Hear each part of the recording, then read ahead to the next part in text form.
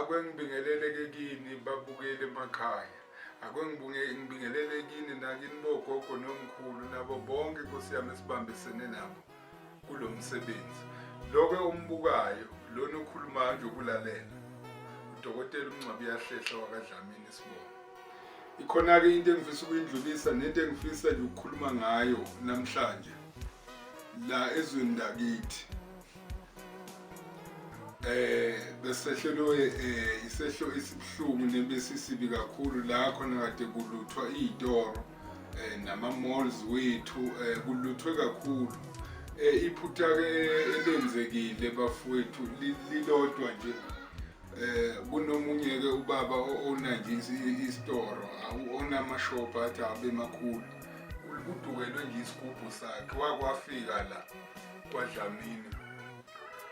Wayecela nje into yokuthi ke mhlawumbe imlekelele imbhekele phela angithi niyangizwa ukuthi ngizama ukuthini imbhekele nje ezitolo zakhe manje ke ilahlekile into kade kulutho ukhona oyiluthile uyathatheka ngephutha angazi ukuthi bengizokwenza kanjani noma ngingathini ngoba cishe nalo ithathile akazi ukuthi uthatha abantu bakwaDlamini engifisa ukuphathisa kababukeli nawe nakho njoba beluthi into yami ngephutha lapha esitolo esithile iluthekile yona ihambile lo kwenzeka iphutha wayivula noma wayisebenzisa nje noma ngayiphi indlela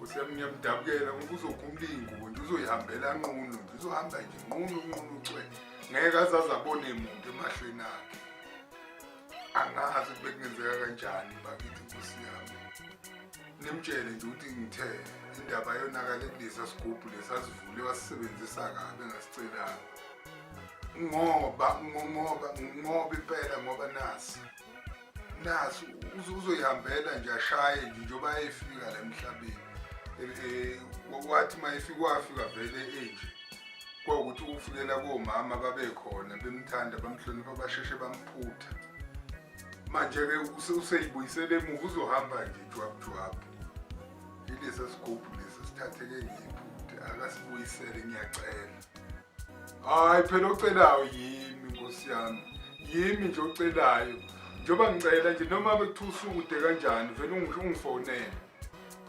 +273 219